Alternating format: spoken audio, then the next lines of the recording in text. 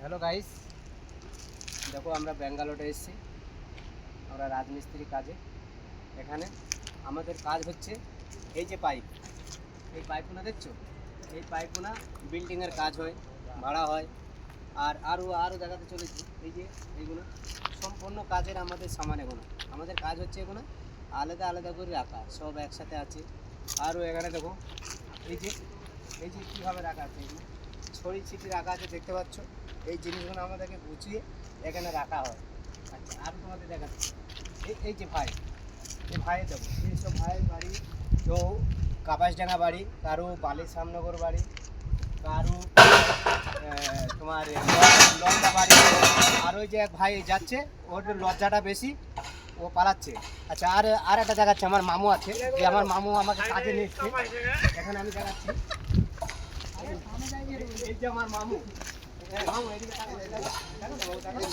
আচ্ছা আচ্ছা, আমি দেখাচ্ছি। এখানে এখানে আসুন। এই যে এই সব কাজের সামান, এই বিল্ডিং, এই সব জিনিসই বানায়। আমি দেখাচ্ছি, আসুন। এই যে আমার মাঞ্জু চাচা, এই যে আমার এটা মাঞ্জু চাচা, দেখলেও তোমরা চিনতে পারবে হয়তো। আমাদের মোলান্দি পশ্চিম পাড়ায় বাড়ি। আমাদের খুব মানে অনেক মানুষকে গ্রাম থেকে নিয়ে এসে ব্যাঙ্গালোরে কাজ দেই। খুব ভালো লোক, পয়সা করি ঠিক মতো দেই।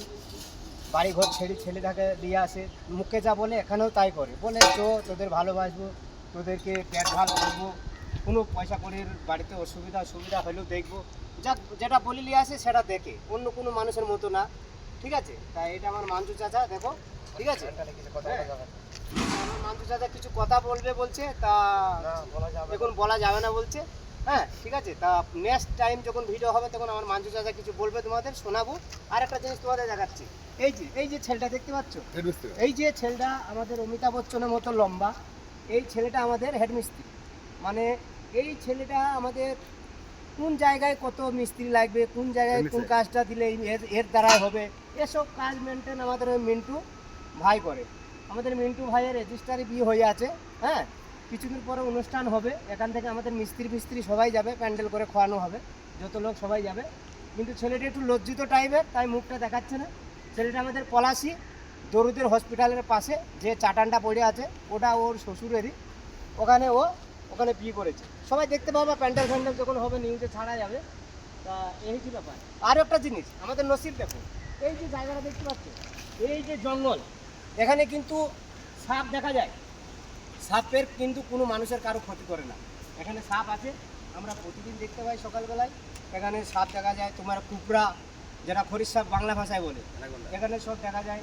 তারপরে অ্যানাকোন্ডা, কুমির, অনেক জাতীয় জিনিস আছে। ময়ূর তো আমরা সকালবেলায় বাথরুম করতে যাই, প্রতিদিন ময়ূর দেখতে পাই 10টা-15টা।